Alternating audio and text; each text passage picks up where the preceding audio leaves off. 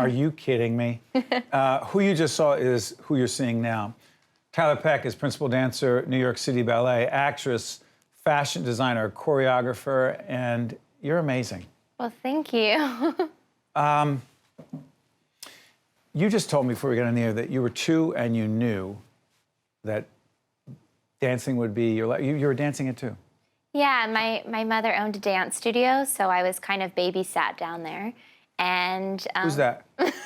That's me. That's you. Yeah, and At the studio? At the studio, yeah. Those are, you know, the day we would have dance picture day, and she, I think, just could tell from a very young age that I had movement, and I could hear the music well, musicality. And you could tell then? I don't know if I could tell. She could tell. Yeah, I just loved dancing, and I'd always try to sneak into the older kids' rooms, even though I was like much younger. But I was kind of always above my time. Yeah. So you know, for those I grew up, my mom is. We used to have Swan Lake was all the time, and George Balanchine, big deal. But I see principal dancer, and I think I know what it means, but I'm not sure. You are the principal dancer at the New York City Ballet. Define what that means. I think, yes, it does mean like seeing Swan Lake. I just made my debut in Swan Lake in October, and it was one of my most special things in my career.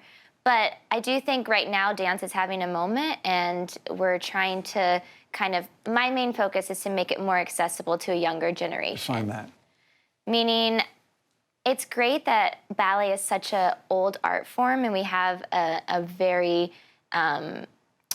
older audience who comes and they're subscribers. They appreciate the ballet. Yes, but I think it's our job to kind of educate the younger generation and get them into the ballet. So, you know, I'm always trying to do things. I just curated these shows in California this past summer, and I called it Ballet Now. And it was, you know, what do I think ballet means today? So I had a hip-hop dancer. I had Michelle Dorans, this amazing tap dancer.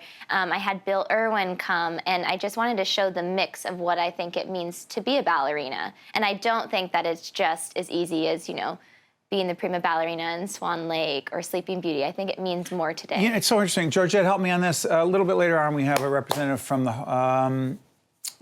Arthur Mitchell. Right? Yes. But again, we have a guest coming on who's going to talk to us. He's going to talk to us about making ballet accessible to certain communities that have historically may not have been exposed, if you will. Yeah. This is personal for you. Yeah, I mean, it's my life. Because you had that opportunity. I'm sorry for interrupting. Bakersfield, California, right? You had that opportunity. Yeah. Not everyone has that. No, I mean, you know, half the time when people ask me where I'm from and I say Bakersfield, they don't even know where it is. And they say, how did you end up in New York? By the way, am I wrong about this? 11, you come to New York to do what? I did The Music Man on Broadway. 11? 11, yes. How? Honestly, I got asked to come to audition, and the girl that I was taking over for was 18, and my mom said, you know, we'll just make it a trip. We'll go to New York. I had I really didn't think I was going to get it. We just planned a fun trip, and then I got the role. And I remember they said, you know, we want you to move to New York for a year, and my mom thought... You're 11? No way. Yeah. How does that work? Well, I said to her, what if I never get a Broadway show ever again and you didn't let me do it? You did. I did. So you also learned how to manipulate. Well, I wasn't trying to. You weren't thinking that. No, I just really wanted the opportunity, and I thought this may never come again. Wow. By the way, Georgette, we have another clip. What is this? Dances at a Gathering by What is Jerome. it called again? I screwed it up. Dances at a Gathering. Let's take a look. I screwed it up. But it's okay.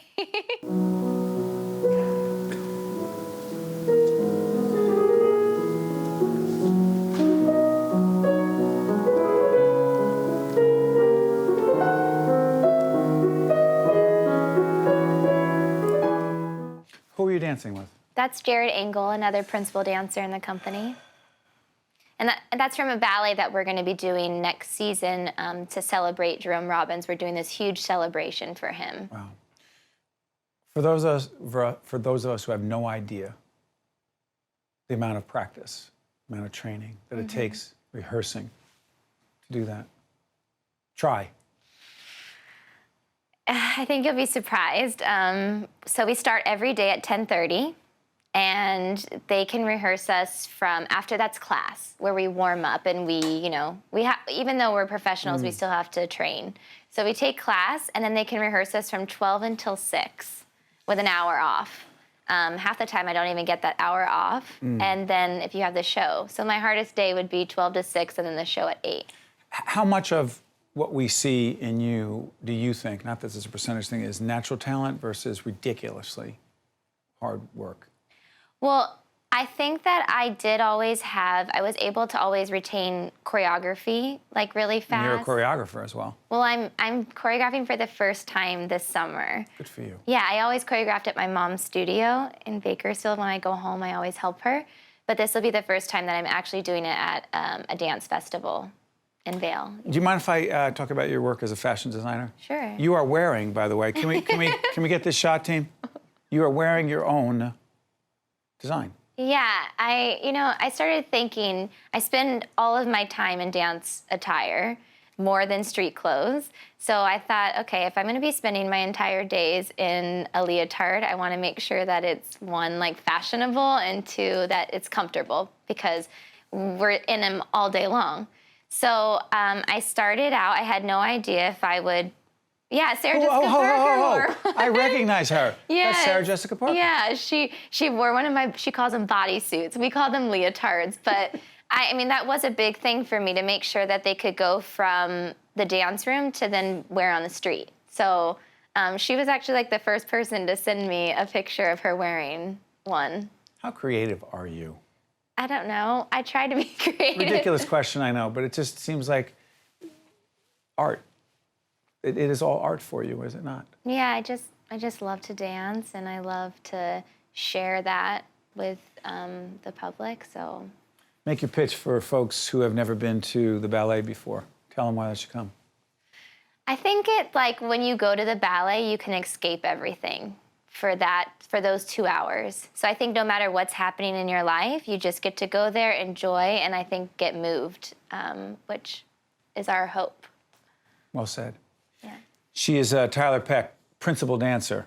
One of the youngest, or if not the youngest? I was. You were the youngest. Yeah. You're also modest. New York City Ballet, actress, fashion designer, choreographer. Came to Broadway, Music Man, 11. Thank you so much. Thank you. Well done. We'll be right back right after this.